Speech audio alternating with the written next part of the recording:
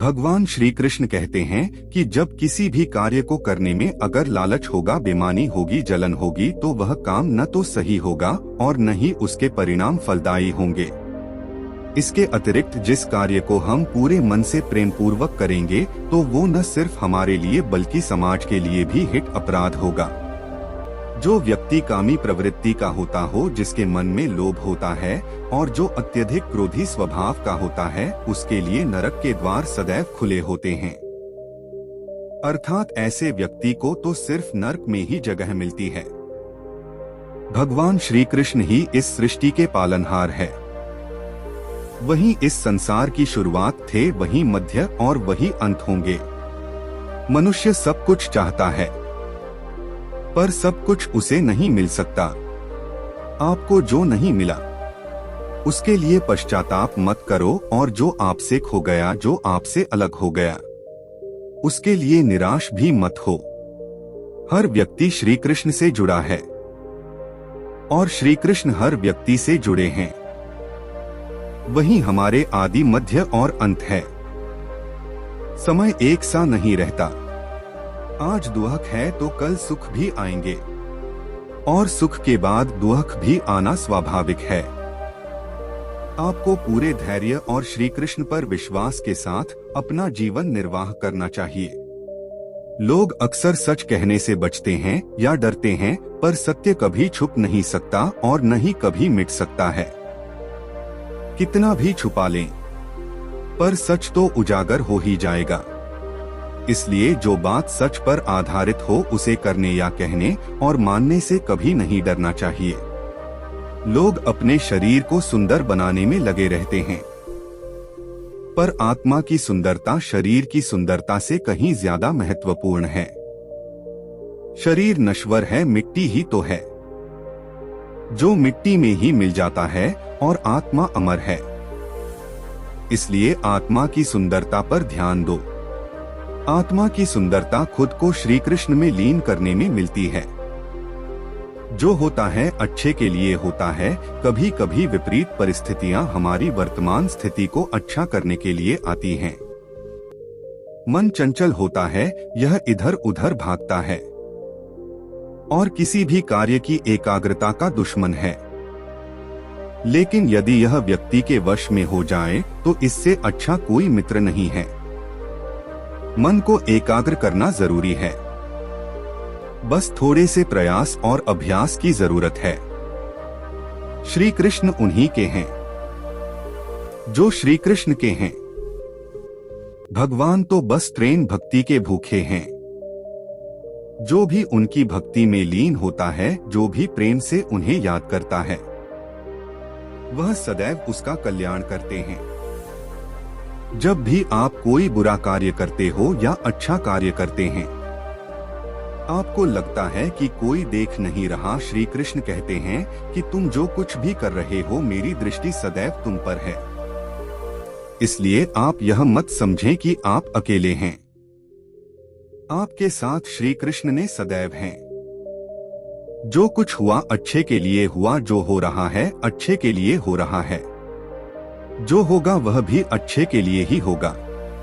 तो सकारात्मक रहो और अपना कर्म करो। हमारी सफलता और असफलता इस बात पर निर्भर करती है कि हम खुद पर कितना विश्वास करते हैं। व्यक्ति जो चाहे बन सकता है, यदि पूरे विश्वास के साथ अपने लक्ष्य पर लगातार चलता रहे। कहते हैं मन के हारे हार है और मन के जीते जीत। जिस प्रकार सकारात्मक विचारों से सफलता मिलती है, उसी प्रकार नकारात्मक विचार असफलता के मार्ग की ओर अग्रसर करते हैं। क्योंकि जैसा हम सोचते हैं वैसे ही हम बनते जाते हैं, और अपने विचारों के माध्यम से ही हमें नकारात्मक और सकारात्मक परिणाम मिलते हैं। मनुष्य ही एक ऐसा प्राणी है जो कम करता है, इसलिए कम करना प्रत्येक व्यक्ति का धर्म भी है। कम करने वाला व्यक्ति ही कर्मवीर कहलाता है। इसलिए कार्य करते रहना खाली बैठे रहने से हमेशा बेहतर होता है। न तो समय रुकता है और न ही एक सा रहता है। बुरा समय हो या अच्छा समय बदलता जरूर है। आज बुरा है तो कल अच्छा, और अच्छा तो फिर बुरा समय जरूर आएगा। सुख के बाद दुख और दुख के बाद सुख आते जाते रहते हैं। इसलिए इस पर हमारा कोई वश नहीं है, लेकिन काम पर हमारा वश जरूर है। आप सिर्फ कम करिए फल की चिंता किए बगैर। समय आने पर फल जरूर मिलेगा।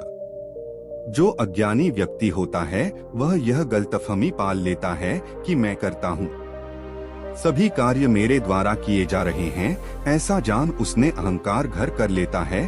परंतु इस सृष्टि में जो भी हो रहा है वो तो प्रकृति द्वारा किए जा रहे हैं। अज्ञानता के कारण व्यक्ति में जो मैं का अहंकार जन्म ले लेता है तो उसका पतन होना निश्चित है। श्री कृष्ण कहते हैं कि वो किसी के भी भाग्य के निर्माता नहीं है, व्यक्ति खुद ही अपना भाग्य लिखता है। आप जैसा बीज बोएंगे आप वैसी ही फसल ही काटेंगे। आप जैसा कर्म करेंगे आपको वैसे है परिणाम मिलेंगे। यदि विद्यार्थी मन लगाकर पढ़ाई करेंगे तो परीक्षा में सफल होंगे। इसलिए हर व्यक्ति का भाग्य तभी बदलेगा जब वह ऐसे कर्म करेगा। जो कुछ भी है वह वर्तमान में है, जो बीत गया है वो नहीं आएगा, और जो आने वाला है उसकी चिंता नहीं बल्कि खुले हाथों से इसका स्वागत करें। भ्रम और संदेह से परे जब आप भगवान से प्यार करते हैं तो आप हर चीज से प्यार करते हैं।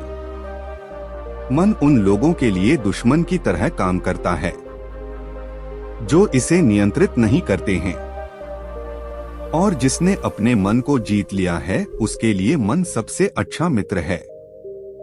क्रोध में इंसान भ्रमित हो जाता है और भ्रम से बुद्धि व्यग्र हो जाती है, और अपने गलत फैसले के चलते उसका पतन शुरू हो जाता है। जोकर में अक्रम देखता है और अगर में कम देखता है वह मनुष्य में बुद्धिमान होता है।